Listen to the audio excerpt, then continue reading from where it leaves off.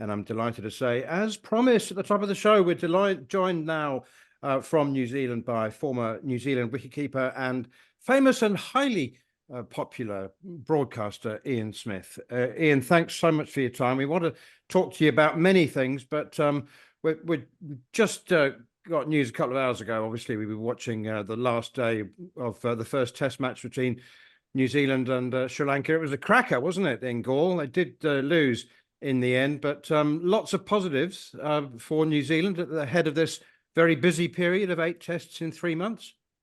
I suppose so, Neil. Good morning to you guys. Your time, good evening over here. You've done the luxury of getting me at a decent time for me.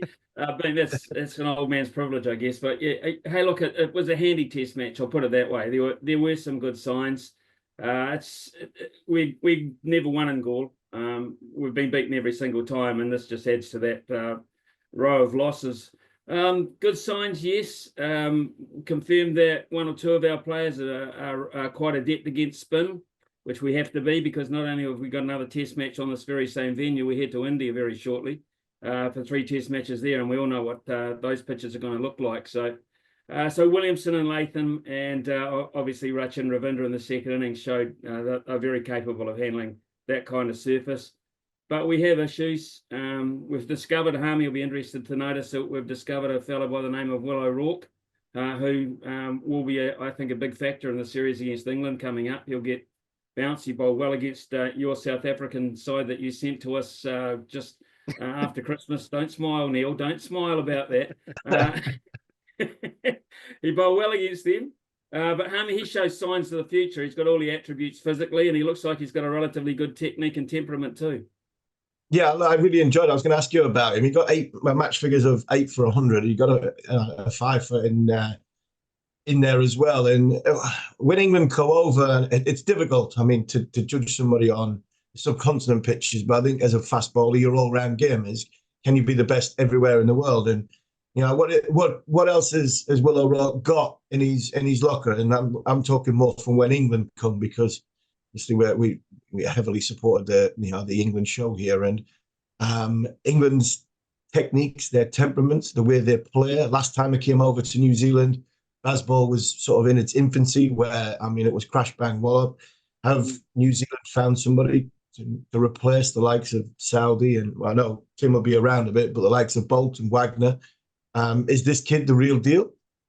I think this kid can be the real deal. What I do like about him and what I've seen is that he doesn't appear to get ruffled. And now, if you're going to play against England, they're going to come at you. And Baz McCullum's going to say to the English lineup, this kid's been on the block for 5 minutes. We're not going to give him any liberties. We're going to come at him. I think he, just in the short space of time I've known him and watched him, I think he can handle that kind of stuff. He might get leathered around a bit in one spell, but I think he'll think about it and come back and learn from it. And I think that's one of the assets you need from a young bowler. He's 6'4", 6'5". He gets bounce. When he bowls a bouncer, it's an effective one. It's not overused. So at this stage, the signs are very promising. We've got another guy who by the name of Ben Sears, who is quicker through the air. Not quite as experienced, played against Australia, acquitted himself well against Australia in New Zealand conditions. So they are the future in that terms. And the forgotten bowler, of course, for us is Matt Henry. Unfortunately, we forget about him even when we're picking our own sides, let alone overseas players thinking about him. Matt Henry in the last 2 to 3 years has been our best bowler day in, day out. And so you add him to the mix, then you've got 3. And then the big question mark, gentlemen, is over our incumbent captain. Is he good enough to be in the team of playing right? And at the moment, opening the bowling and bowling at 126 is not good enough. It's just not good enough. If he can find another 10K and find Tim Southey of 2 to 3 years ago, I'll buy into it. But at the moment, we can't carry that. No, bigger global picture. The future of Test cricket, Smithy. I mean, it's a lovely period for New Zealand at the moment. As I said, playing 8 Test matches in 3 months. New Zealand cricket have made a pragmatic decision, haven't they, many years ago, that they can't sustain 3 Test series at home. You know, they only played 2 Test series pretty much at home, apart from when England come. But New Zealand have got 3 Test series now against India and England. Obviously, it's an exciting time, as I said, but they're 2 of the big 3. What is the long-term prognosis for cricket for nations like New Zealand, South Africa, Sri Lanka, the small 7 outside the big 3? I think we're at those 3's beck and call, really. It would be nice to think that we're going to be powerful enough. We did win the inaugural World Championship, and at that point I thought we'd be in quite high demand. But of course, you're up against sides, and I'd probably put us on the same basis maybe as South Africa in that regard. We're not in the top 3, but we have been granted 3 tests against India, which says it's a vote of confidence. We've been granted, or we're having 3 tests against England, which are great because England are very popular in this country. Hopefully they'll bring a level of support that will add to the atmosphere. I'm hoping that will be the case. But the big one for us has just been announced. We've got 4 tests against Australia in 2 years' time. So that it's the Ashes next year, of course, which you guys will be very much part of. And then the following Christmas, we have 4 test matches everywhere but the Gabba, because the Gabba's, I think, being rebuilt for the Olympics or something of that nature. So in that space, I suppose we're being recognised as worthy enough at this point. And that's pretty important for the future of us, because without playing, of course, the game loses any sort of profile in this country. It's up against rugby. Rugby league is very popular at the moment. Basketball is the biggest growing sport at school level in this country, which is quite concerning. Volleyball, those sports where they don't take up as much time as cricket, and youngsters are influenced in that regard. And we only have a population base of it's increased to about 5.5 million now, but of those, a lot of those youngsters will not be playing cricket or not even entertaining the thought of it. So we need as much profile as we get. I spoke to our CEO the other day, Scott Wiener, and I simply asked him about Test cricket. And he said to me, look, from a business point of view, give me 5 T20s in a row any day of the year. Any time of the year, give me 5 T20s and I'll pay the bills. 5 Test matches, not such an easy thing to cater for. And Ian, is that you've mentioned possibly why? So I probably had the answer to the question, but when you look at this other sports and everything that comes round, is there, 10, 15 years ago, McCullum was such an attractive marketing tool as a player, as a person, as a character. Are them players not coming through? So your kids aren't looking up. For all the best will in the world, Kane's one of the best cricketers of all time, but he's not somebody who is sort of outspoken. He's not out there. He's not the razzmatazz that Brendan was. Do you need to find a hero that will inspire the young kids in such a way that they can watch him for 15 seconds on his phone and go, wow, I want to be him? Because as much as I love Kane, he's a lovely lad, but he's not somebody that's, going to get kids off the edge of their seats, along with the likes of Trent, Bolt and Wagner and Tim Southey. Do you need to find your next hero? And is it somebody like Rachin Ravindra? Maybe it's 1 or 2 others coming through that you can go to kids. This is who you want to be, rather than the rugby player, the volleyball player, and X, Y, and Z. Well, you're spot on. Kane has never been a poster boy. He's never sought that kind of life. He's about batting. He's about team. He's never ever been about Kane himself. Not in a public way anyway. To be a great batsman and to occupy the crease as long as he does, you have a certain attribute where you do get heavily invested in what you're doing, but he's never pushed it out there. He's never actually thrown it out there in front of the public. And his numbers say he should be a hero. His numbers should be an absolute hero. Brendan, on the other hand, is a gambler. You guys are getting to know him as well as I know him, and I've known him personally for a long period of time. He's a gambler. He's a risk taker. He's prepared to front up if things go wrong. If things go really well, he'll probably prefer to take a back seat and let the players do that kind of thing. He's he is just, he's almost an accidental hero because of the kind of nature that he has, Brendan. The other thing is he was such an entertainer when he played the game. His philosophy about one-day cricket, which changed a lot of countries thinking about the fact that there shouldn't be a dead ball in 50-over cricket. You should be always trying to score a run or get somebody out. If you play with that attitude, we won't have these horrible 20-over spells where people are just dotting the ball around and everyone gets thoroughly bored and either goes home or changes the channel. He said we can't afford to have that in the game. It is sort of caught on and to a large degree. I think the nature of the way white ball cricket is being played, I think, is fantastic. We don't even have in this country at the moment. Rachin's probably the guy, and that was because of his World Cup exploits a couple of years ago in India, or it was a year ago in India. He was an absolute superstar at that point. Probably better known in India than he is in New Zealand, to be perfectly honest, at this point. A lot of people wouldn't recognise him too much if he walked into a cafe or whatever. I don't think they'd know him that well, but certainly in India, I was in India at the time. He was an absolute draw card over there. So he's on the world stage, quite a big boy and quite a big name, but not so much in New Zealand. We don't do heroes that well. I'll be honest with you. We don't do heroes that well in this country. And we've had our Richie McCaws who've been All Black greats, and every now and then we've got Lydia Ko at the moment, who's just won again, and she's very much a hero. But cricketer-wise, we just get on and do the business, and we've probably suffered for the fact that we haven't had too many heroes. We need them, but we've got to keep playing to have those guys. And the other thing about from my point of view anyway, we do live in quite a PC country where in some sports they don't even keep the score at junior level, but I think winning's quite important. I've just got this thing about it. I think at the end of the day, the work you put in should actually come with a tick in the win column, and we're not winning often enough at the moment, and leading into Christmas. I mean, these, to me, this next test in Sri Lanka, these are all being shown in New Zealand at quite a good time. New Zealand people can watch it without having to get up in the middle of the night. This one, the next 3 in India, and then the 3 against England prior to Christmas are very, very important for New Zealand cricket going forward. Very important.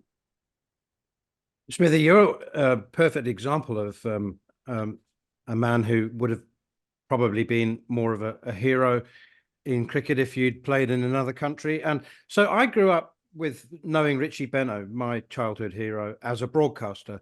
And there's a whole generation now of cricket followers who know you as a broadcaster. So indulge me for a moment, if you will, because you played one of the innings that I still remember 34 years later as being a moon landing kind of moment.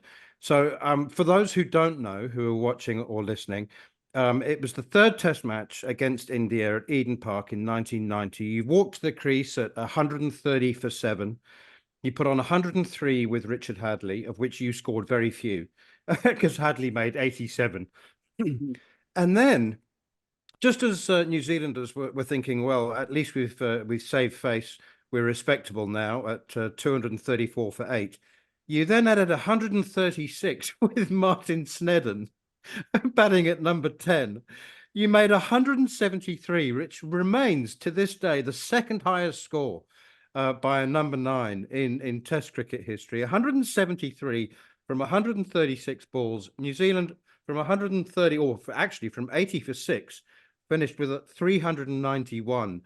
And I know that the innings is spoken a lot about in New Zealand, but it's not remembered as one of the great, most extraordinary Test innings that around the rest of the world. And I wonder why that is. Is it just the innate modesty of New Zealanders? And does that innings still put a smile on your face 34 years later? It does. It does because of the match situation. It's like a Roy of the Rovers moment, every dog has a sort of day, if kind of thing. But look, I remember bits of it. I remember the significance of it because at the end of the day, we were, as you say, in a lot of trouble. And India were looking to square the series. So we got out of it and we actually won the series, which was great because we had a good record at home. But to be able to contribute in a way from that far down the bottom was was pretty special. I think Capel was playing, but almost at the end. You know, Richard was playing, but almost at the end. So there was some pretty big names that were sort of on the outer almost. So it was significant in that regard. Just not often enough, really. I mean, I would have loved to have made many more runs. There's countries I could hardly buy a run. England for one. I was very average in England, but I love the subcontinent. I love because wicket-keepers sweep, don't they? You go back to Alan Knight, and all modern day wicket-keepers love the sweep shot, the crossbat shots, and the cuts and the sweeps. So that was my sort of forte. So I actually didn't mind playing it and batting in the subcontinent, but hey, look, it was a good day out, put it that way. Got out third ball the next day, and that was it. Party was over. Talking of the wicket keeping, discipline. When you Rishabh Pant come back this week, how you spent a lot of time in India. Smithy, you compared him to Adam Gilchrist when he first came on the scene. Brilliant to see him back, and he does give India and I think Test cricket a point of difference when that boy walks out to the middle and back, because he is certainly in the Brendan McCullum style of playing cricket. He is. There's no doubt about it. I like Pant as a cricketer. It's an extremely important role, and he's got massive shoes to fill, because they've had a little revolving door since Stoney, haven't they? To be perfectly honest, I mean, you talk about hero factor. It's pretty hard to go past MS, but once you reach a certain stage in Indian cricket and you start to perhaps before an international level, your life changes dramatically. We know that. I mean, you just become a superstar beyond anything most sporting people would be akin to. People talk about the great baseballers and footballers of the world, but very few of them would know the pressure and the accolades that come with being a successful Indian cricketer. So you get into that market, and you're talking fairly serious stuff. Rishabh Pant, I like him because he's just got that. He's got that attitude about him. He has got a bit of a Baz attitude about him. You're right. He's not going to back down, put it that way. He's not going to run away from a fight. And he'll if you ask him to open, he'll open. If you ask him to bat at 5, he'll bat at 5. And he's probably not the best glove man the world's ever seen, but he's working on it. He's getting better at it.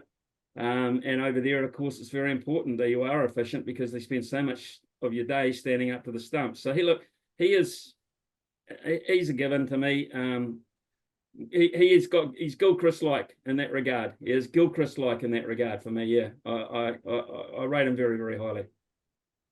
So the final one from me. Were you surprised when Brendan McCullum took the white ball job with England? I mean, he was on a decent number, wasn't he? Just doing half the coaching job, the Test job, and spending time at home, in between series.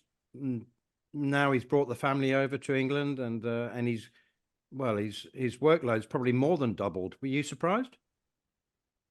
I was actually surprised he left Kolkata in the first place. Well, I was in London with Baz when the Kolkata thing came about, and I thought he was thinking about it, and I'm not sure he really wanted to do it, but it became so beneficial that in the end he said, I've got to go, don't I? And not much long after that, of course, that was to take the England job. Well, actually, Neil, I would have thought he would have taken the white ball job first, to be honest, because I thought I was thinking that was the way he was more thinking about cricket and its future. So when he took the red ball thing on, because he won't shirk a challenge, and I knew that he'd go at it like a bull at a gate. He wouldn't just sit there like other coaches had done. He'd be up front, and he'd want a game plan. And when I heard him, I think in one of the Test matches, say to the guys at T, I think he was quoted as saying, "The draw is off the table. We win, we lose, but the draw is off the table." I thought, yep, that's Brendan McCullum. Now, white ball cricket is extremely important to all countries. You'll see the Brendan McCullum white ball theory coming through, the one that Owen Morgan was quite keen on adopting. That'll come through. He'll have tinkered it a wee bit, because things change, the game changes, and he'll be noticing things. Whilst he's not heavily involved up to this point, he right now will be noticing things about the white ball game that he wants to change and wants to exploit. So I'm not. I think he's more than capable of doing it. He's a young guy. His attitude is go getter. He probably gets frustrated in downtime. I know he does get bored pretty comfortably, Brennan. So his downtime, he'll be studying it a wee bit. He'll be a good white ball coach. You know that. And England will play a really attacking style, and the turnstiles will be going, round and round and round and round and round, as they are for Test cricket at the moment. Good move by England. Really good move. The current one didn't work, and so you move on. And I take my hat off, because I think at times we're a little bit guilty in this country of just holding on a wee bit long to the past for the sake of the future.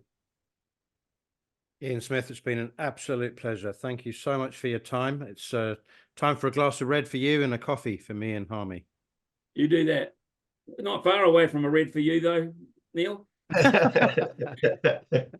AM, on DAB, via the talkSPORT app and on your smart speaker. talkSPORT.